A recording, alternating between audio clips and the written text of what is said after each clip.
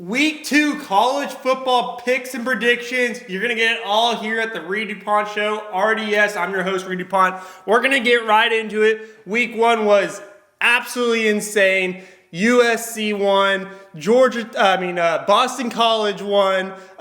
We had some crazy blowout games. It was just a live weekend to start out college football. Officially, I know we had week 0 where Georgia Tech beat up on Florida State. Week 1 officially was amazing.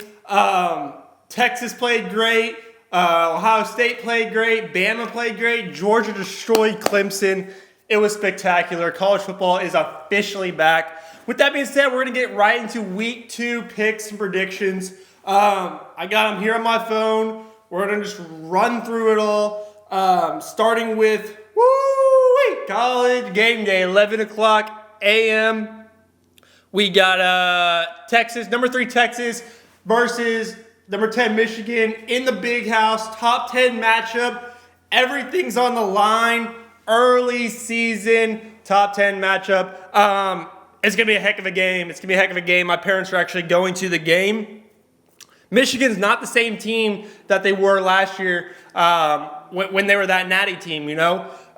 Texas looked amazing. Michigan struggled. They really struggled against Fresno State. I believe it was like a 7-point game going into the fourth quarter. They have some issues on the offensive side. Their defense, especially their corners, are amazing. They got a good defense. It's gonna be a back and forth game. I do have Texas though. I do have Texas winning. Texas 28, Michigan 17. I'll be watching that game. Hook 'em. Let's go. Next big game, we got 11 a.m. Arkansas at number 16 Oklahoma State. Arkansas looked insane last week. I believe they put up 70. Just absolutely crushed their opponent. They looked really strong, but they are going into Stillwater. That's always a tough environment, even though it's not a night game. Oklahoma State's 7.5 favorite going into that game, and I actually have Oklahoma State winning. I think it's going to be a back and forth kind of air raid type game. I got Arkansas 42, Oklahoma State 45. Game-winning field goal. Moving on. Number 17, Kansas State at Tulane.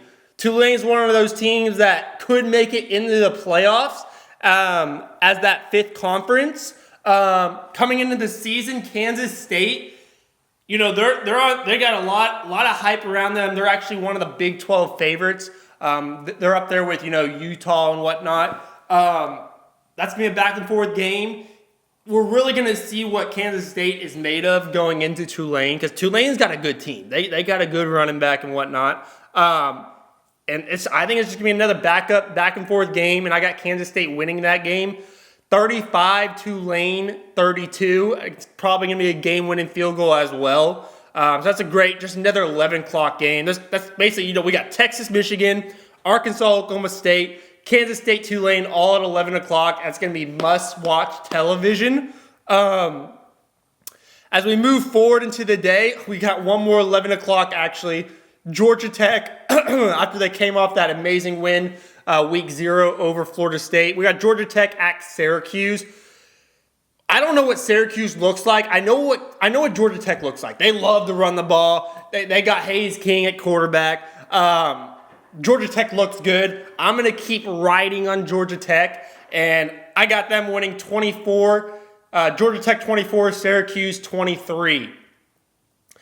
Now as we head to later in the day, we're going to get that next matchup, 2:30 matchup. Baylor at number 11, Utah. Utah's the real deal. Cam Rising is, he is the man. He's had some injuries, but he's the man. He's a veteran quarterback, and he's played in big games. He's played in all the big games. Baylor on the other side of things, we're still going to see what they're made of. We do not know what they're made of.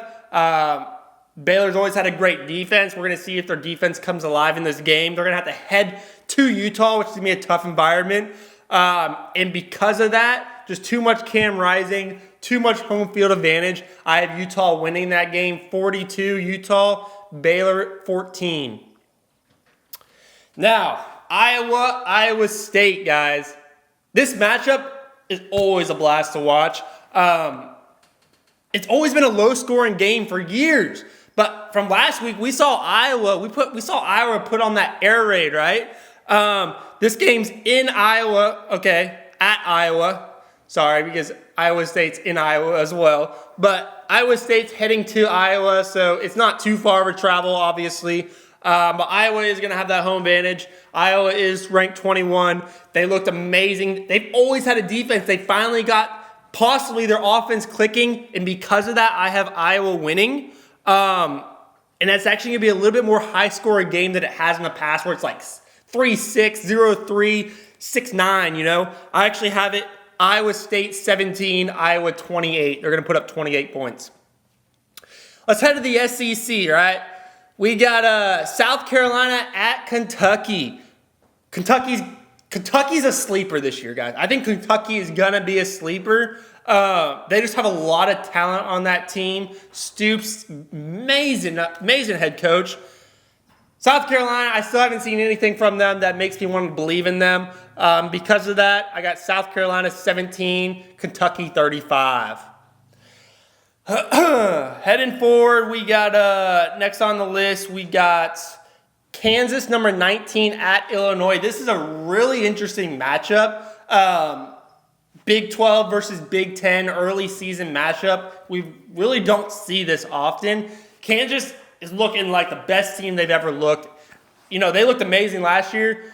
Everyone's healthy. They got Neal at running back. Kansas is that team, another sleeper that can make noise in the Big 12 and in just the whole college football aspect. I'm going to lead on Kansas to win this game. I don't think Illinois is going to put up much points, even though they got a home field advantage. Because of that, I got Kansas 24, Illinois 14. Late game, we got number 14, Tennessee, at number 24, NC State. Both teams won week 1. NC State did not look very good. I'm a big NC State fan. They love to upset people, whether it's Clemson, you know, they've upsetted Florida State, whatnot. They can make games a game, you know, especially when they're the underdog. They got the home field advantage, but I just did not like how they looked in week 1. And because of that, especially with how Tennessee looked with their new 5-star quarterback, freshman, I'm going to lead Tennessee in this matchup. Tennessee 31, NC State 17. Another late game, Colorado versus at Nebraska. Both teams are unranked, but both teams won week 1. There's so much hype. There's so much hype in this game just because Deion Sanders, Hunter, Shadur. I mean, there's just so much hype around that Colorado team. And then there's so much for Nebraska, you know, that, you know, this win could mean everything for their program moving forward. So there's so much on the line going into this game that whoever loses, you know, they got immediately a target on their back. Whoever wins, this just gives them so much more momentum heading into week 3. I'm hyped. I mean, this game could go either or, right? It's one of those games that could go either or, especially because it's at Nebraska. If this game was at Colorado, I would give Colorado the immediate win. Because this game's at Nebraska, there's going to be a bunch of points scored. I think Colorado actually loses this game. Colorado 35, Nebraska 38. I think OU steamrolls Houston. Houston's not much of a team. And in the late game, this is the upset. This is where I think this is the biggest game other than obviously Texas, Michigan. But from an upset standpoint, this is the game to watch, guys. Late game. We got this game at, man, what time is this game at? Is it late? 9 o'clock kickoff. Boise State at number 7, Oregon. Oregon looked terrible last week against Idaho. They won by like 2 touchdowns. It was a one-possession game the entire game. Oregon was not good. They were ranked number 3. Even though they won, they dropped to 7. Even the committee saw that they are not the team that they thought they were heading into the season. Boise State running back put up absolute numbers last week. I believe it was 200 plus, 250 plus rushing yards. Boise State's that team that can get into the playoff, that 12th, that 5th conference, that 12th team to make it in. And I think there's an upset just bound to happen, even though it's in Eugene, even though it's a night game. I have Boise State with the upset. Boise State 52, Oregon 48, an absolute air raid of a game, an absolute rushing yard of a game. So much offense, a lot of trick plays, a lot of just miscues and just big yardage games. It's going to be a heck of a matchup. That game and then obviously the Texas-Michigan game at 11 are going to be the two biggest games. And that's going to be the big upset of the week. So it's going to be a packed week of college football week 2. A lot of just, really feeling out teams and seeing what they are really going to look like heading in the season to really see where they stand. For instance, Texas. They played Colorado State last week, right? They're not good, right? They're not good. I want to see what the Texas team actually looks like against, a top-tier team, right, in Michigan. I want to see what Oregon looks like. I want to see what Colorado, Nebraska look like. We're going to get it this week in this week two lineup, right? So I'm super hyped. Let me know in the comments below, who is your college football team? Who will you be rooting for this coming weekend? And with that, I'll see y'all in that next podcast. Peace.